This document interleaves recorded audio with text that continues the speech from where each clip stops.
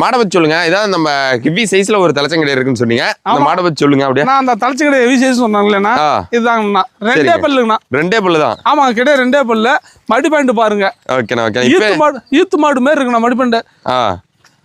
ஈத்து மாடு மாரி இருக்குண்ணா மடி பாயிண்ட்.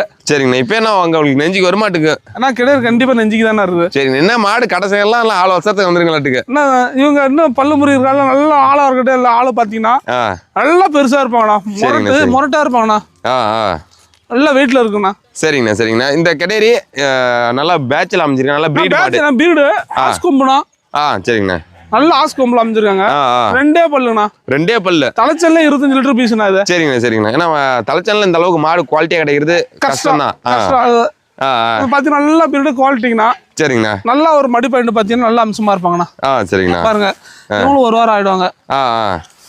மடி பாயிண்ட்ல பாத்தீங்கன்னா நல்லா கெட்டு தலைச்சு கெட்டு நல்லா கெட்டுறீங்கண்ணா. குணமணத்துல குணமணத்துல தங்கமா இருப்பாங்கண்ணா. குணமணம் தலைச்சு ஒண்ணு விடாது. ஆமாங்க. ஹெச்எப்ல நல்லா முரட்டை கெட்டுறீங்கண்ணா. சரிங்கண்ணா. நல்லா கெட்டாரி பார்த்தீங்கன்னா அந்துசான கெட்டுறீங்கண்ணா. ஓகேண்ணா.